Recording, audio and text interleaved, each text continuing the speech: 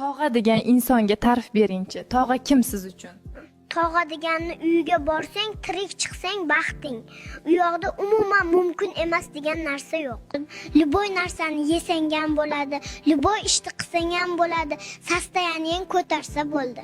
Tog'am ustozim, tog'amni sharofati bilan hozir shu yoshimda kattalardek bemalol so'kina olaman. Tog'alarim boshimizga bo'lingiz omon.